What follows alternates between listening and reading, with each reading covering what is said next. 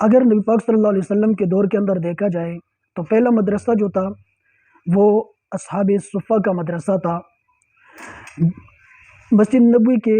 متصل ہی پیچھے کی جانب جو ہے وہ ایک چبوترا سا بنا تھا جہاں پر مہمان آ کے اترتے تھے، اور ایسے ہی صحابہ جو علم سیکھنے والے تھے وہ حضرات بھی اسی جگہ کے اندر رہتے تھے، اور یہ کھجور وغیرہ کا جو ہے بنا ہوا تھا تو وہاں پر وہ علم جو ہے وہ حاصل کرتے تھے۔ زیادہ تر مہاجرین صحابہ تھے، تو ان کا گزر بسر جو ہے سارا اسی جگہ ہوتا تھا، اور وہ نبی صلی اللہ علیہ وسلم سے جو حدیث وغیرہ سیکھا کرتے تھے۔ مدرسہ صفا کے اندر پڑھنے والے صحابہ کرام کی تعداد جو تھی وہ 400 تک تھی، لیکن روزانہ جو لوگ حاضر ہوتے تھے وہ تقریباً 70 حاضر ہوتے تھے، اور کبھی جو ہے وہ آتے تھے کبھی نہیں آتے تھے، تو 400 کے لگ بھگ جو ہے وہ صحابہ کرام وہاں پر علم سیکھا کرتے تھے۔ دوسرا مدرسہ اگر ہم دیکھیں تو دوسرا مدرسہ جو بنا تھا وہ کوئی صفا کے دامن میں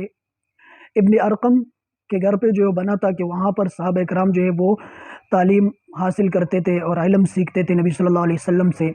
ایسے ہی حضرت ابوبکر صدیق رضی اللہ عنہ نے اپنے گھر کے سامنے ایک چبوترا بنایا ہوا تھا، تو وہاں پر وہ نماز پڑھا کرتے تھے اور قرآن پڑھا کرتے تھے، تو وہاں پر مشرکین کے بچے جو ہے وہ سارے کے سارے جمع ہو جاتے تھے، اور جب حضرت ابوبکر صدیق رضی اللہ عنہ جو ہے وہ قرآن پڑھا کرتے تھے تو انتہائی نرم دل تھے، تو ساتھ ساتھ جو ہے ان کے آنسو وغیرہ بھی گرتے تھے۔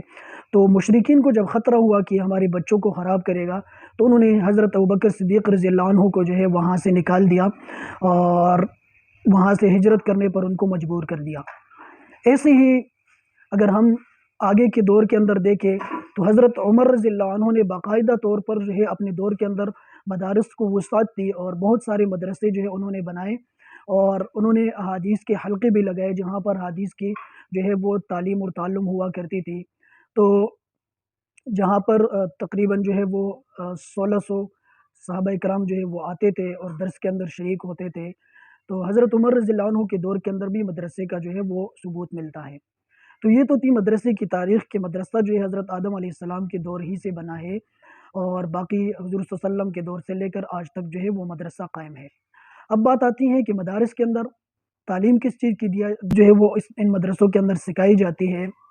تو بہت سارے لوگوں کے اندر جو ہے کہ ذہنوں کے اندر یہ بات ہوتی ہے، ان کو یا تو پتہ ہی نہیں ہوتا کہ مدارس کے اندر کیا پڑھایا جاتا ہے، یا ان کو پتہ تو ہوتا ہے لیکن وہ جان بوجھ کر جو ہے وہ اعتراض کر لیتے ہیں کہ مدارس کے اندر جو ہے وہ دہشت گردی بدامنی کا درس دیا جاتا ہے، اور فرقہ واریت جو ہے وہ سکھائی جاتی ہے۔ تو اگر ہم مدارس کے نصاب کے اوپر جو ہے وہ روشنی ڈالیں تو وہاں پر قرآن پڑھایا جاتا ہے، احادیث جو ہے وہ سکھائی جاتی ہے، فقہ کا سبق جو ہے پڑھایا جاتا ہے۔ اس کے نتیجے میں جو ہے وہ ایک بااخلاق طالب علم تیار ہوتا ہے، جو حدیث کا علم بردار ہوتا ہے، روایات کا علم بردار ہوتا ہے، اور معاشرے کے اندر اس کا ایک اچھا کردار ہوتا ہے، وہ ایک منجا ہوا جو ہے وہ عالم بنتا ہے، اور مدارس کے اندر پڑھ کر جو ہے وہ جب وہ نکلتا ہے معاشرے کے اندر تو وہاں پر وہ چھوٹے بڑوں کا، یتیموں کا، مسکینوں کا، مفلسوں کا کفیل بنتا ہے، اور ان کی دلجوئی جو ہے وہ کرتا ہے، ایسی مصیبت زدہ لوگوں کا ساتھ دیتا ہے۔ اگر ہم دینی مدارس کے کردار کو دیکھیں کہ اس کا معاشرے کے اندر کردار کیا ہے، تو مختصر سی جھلکیاں اگر ہم اس کی دیکھیں تو اگر ہم دیکھیں کہ اسلام کے دشمن جو ہے جہاں پر وہ اسلام کے اوپر اور مسلمانوں کے اوپر یرغار کر رہے ہیں، ایک طرف سے تو یہ اعتقادی طور پر اور فکری طور پر جو ہے وہ مسلمانوں کے اوپر یلغار کر رہے ہیں کہ ان کو مادیت پسندی کی تحریکیں چلاتے ہیں، تو دوسری جانب جو ہے اگر ہم دیکھیں تو وہ فحاشی اور عریانی جو ہے وہ مسلمانوں کے اندر پھیلانا چاہتے ہیں۔ تو ایسی صورت کے اندر مدارس جو ہے وہ ان دونوں چیزوں کا جو ہے مقابلہ کرتے ہیں، اور ان کے سامنے جو ہے وہ دیوار کی طرح جو ہے وہ کھڑا ہو جاتا ہے۔ دوسری بات کہ پاکستان کے اندر جو ہے وہ جو پڑھنے والے لوگ ہیں وہ تقریباً 16% ہے۔ ایک وجہ تو غربت ہے کہ سارے لوگ جو ہے وہ اپنے بچوں کو پڑھا نہیں سکتے، تو ایسی صورت کے اندر مدارس جو ہے ان غریب بچوں کو جو ہے مفت تعلیم دیتا ہے، اور یہ جو تعلیم کی خلا ہے باقی 16% کے علاوہ، تو مدارس جو ہے وہ اس کے اندر اپنا کردار جو ہے وہ ادا کر رہا ہے، اور اس جہالت کو اور اس غریب لوگوں کو جو ہے وہ مدارس مفت تعلیم دیتے ہیں۔ ایسے ہی مدرسہ جو ہے وہ غریب طالب علموں کو جو ہے وہ ایک نظام دیتا ہے اور روٹی کپڑا بھی دیتا ہے۔ دیتا ہے، ساتھ ساتھ رہائش جو ہے وہ بھی فراہم کرتا ہے۔ تو ایسی کوئی تنظیم نہیں ہے جو ان مدارس کی طرح جو ہے وہ کردار ادا کر سکے۔ ایسی ہی مدارس جو ہے وہ معاشرے کی اصلاح بھی کرتے ہیں کہ وہاں سے نکلنے والے علماء جو ہے وہ معاشرے کے اندر نکلتے ہیں تو دعوت اور تبلیغ، واعظ و نصیحتیں کرتے ہیں، اور ایسے ہی اخباروں کے اندر جو ہے بیانات دیتے ہیں، ٹی وی چینلوں پہ جو ہے وہ بیانات دیتے ہیں۔ تو علماء جو ہے وہ تبلیغ کا کام بھی اور معاشرے کی اصلاح بھی کر رہے ہیں۔ تو گویا کہ یہ مدارس ہی سے نکلے ہوئے علماء جو ہے وہ معاشرے کے اندر اپنا ایک کردار ادا کر رہا ہے۔ ایسے ہی مدارس جو ہے وہ عام مسلمانوں کے عقائد، عبادات، اخلاق اور مذہب جو ہے اس کا بھی تحفظ کر رہا ہے۔ دین کے ساتھ ساتھ جو ہے دین کے ساتھ ان کا عملی تعلق جو ہے وہ جوڑ رہے ہیں۔ یہ اگر کوئی قائم رکھا ہوا ہے تو مدرسہ ہی ہے کہ وہ مسلمانوں کے اعتقاد اور عبادات کی جو ہے وہ تحفظ کر رہا ہے۔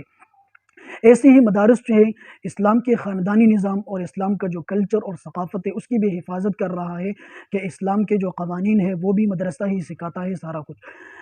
اور سب سے بڑا فائدہ جو ہے وہ مدرسہ جو ہے وہ ہمارے دین اسلام کے تشخص کو ہر زمانے میں قائم رکھے ہوئے ہے، اور اسلام کے جو نظریاتی اور دین کے جو نظریات وغیرہ ہے مدرسہ جو ہے اس کا بھی تحفظ کرتا ہے۔ عام حالت کے اندر اگر ہم اپنے معاشرے کے اندر دیکھیں تو ہمیں کبھی ایسا وقت نہیں آیا کہ مسجد کے اندر لوگ موجود ہو اور امام نہ ہو، امامت کے لیے بھی لوگ موجود ہوتے ہیں، اور اذان دینے کے لیے بھی مؤذن موجود ہوتے ہیں۔ تو یہ سارے لوگ مدرسے سے نکلے ہوئے ہوتے ہیں جو معاشرے کے اندر ایک کردار جو ہے وہ ادا کر رہا ہے۔ ایسے ہی کبھی یہ شکایت نہ آئی ہو کہ رمضان کا مہینہ آ گیا اور کسی مسجد والوں کو حافظ نہیں مل رہا، قاری نہیں مل رہا، بلکہ الٹا ہوتا یہ ہے کہ قاری کو یا حافظ کو مسجد تو نہیں ملتے لیکن مساجد کو وافر مقدار کے اندر جو ہے وہ امام بھی مل جاتے ہیں، خطیب بھی مل جاتے ہیں، اور ساتھ ساتھ جو ہے قاری اور حافظ بھی مل جاتے ہیں۔ تو یہ معاشرے کے اندر مدرسے کا ایک کردار ہے جو نمایاں کردار ہے۔ ایسے ہی نمازیں، اذان، جنازہ پڑھانا، ایسے ہی عید کی نمازیں پڑھانا، سارا کچھ جو ہے یہ مدرسہ ہی کر رہا ہے۔ تو یہ مدرسے کا ایک معاشرے کے اندر ایک نمایاں کردار ہے۔ اب بات آتی ہے کہ اگر مدرسہ نہ ہوتا تو پھر ہمیں کوئی کلمہ پڑھانے والا بھی نہ ہوتا، ایسے ہی ہم تک جو ہے نبی صلی اللہ علیہ وسلم کے احادیث پہنچانے والا کوئی نہ ہوتا، بلکہ ہماری ساری زندگی جو ہے وہ جہالت کے اندر گزر جاتی، اللہ تعالیٰ کا پیغام ہم تک نہ پہنچتا۔ تو یہ اگر سارا کچھ کر رہا ہے تو ایک مدرسہ کر رہا ہے۔ اب ہماری ذمہ داریاں کیا ہے کہ ہم ان مدرسوں کے ساتھ کیسے سلوک کریں۔ آج کل کے جو حالات چل رہے ہیں تو ہر طرف فحاشی ہے اور اللہ تعالیٰ کی نافرمانیاں جو ہے وہ ہو رہی ہے، اور لوگ جو ہے گناہ کو گناہ نہیں سمجھتے، شرک جو ہے وہ عام ہو گیا ہے اور توحید جو ہے وہ ناپید ہو رہا ہے، آہستہ آہستہ جو ہے ختم ہو رہا ہے۔ تو ایسی حالت کے اندر ہماری کیا ذمہ داری بنتی ہے کہ ہم ان مدرسوں کے ساتھ کیسے رہیں، کیسے سلوک کریں۔ تو پہلی ذمہ داری جو ہے وہ یہ ہے کہ ان مدارس کے بارے میں اپنے ذہن کو اور اپنے دل کو جو ہے وہ صاف رکھا جائے، اور یہ سمجھا جائے کہ مدرسہ جو ہے یہ اسلام کا ایک قلعہ ہے جہاں سے اسلام جو ہے وہ پھیلتا ہے۔ دوسری ذمہ داری کہ ان مدرسوں کو جو ہے اسلام کی ہدایت کا سرچشمہ جو ہے وہ سمجھا جائے کہ یہاں سے ہی علماء نکلتے ہیں اور لوگوں کی اصلاح کرتے ہیں، لوگوں کے اندر اچھے اخلاق، اچھے کردار کے لوگ پیدا کر رہے ہیں۔ تیسری ذمہ داری ہم اپنے تمام تر جھگڑے ہیں، جتنے بھی مسائل ہیں تو ہم مدارس کے اندر لے جائیں، علماء سے قرآن اور حدیث کی روشنی میں وہ حل کریں۔ چوتھی اگلی ذمہ داری جو ہماری بنتی ہے کہ مدارس کے ساتھ ہم اپنا تعلق جو ہے وہ مضبوط کریں، وابستہ رہے مدرسوں کے ساتھ، اور مدرسے میں جاتے رہے تاکہ یہ فیض جو ہے وہ ہمیں بھی ملتا رہے۔ ایسے ہی شروع اسلام میں چونکہ مدرسے میں پڑھنے والے غریب ہوتے تھے، غریب طبقہ ہی ہوتا تھا، اور آج کل بھی اکثر جو ہے وہ ایسے ہی ہوتے ہیں، اگرچہ مالدار لوگ بھی بیچ میں ہوتے ہیں۔ تو ایسی صورت کے اندر ہمیں ان کے ساتھ مالی تعاون جو ہے وہ بھی کرنا چاہیے۔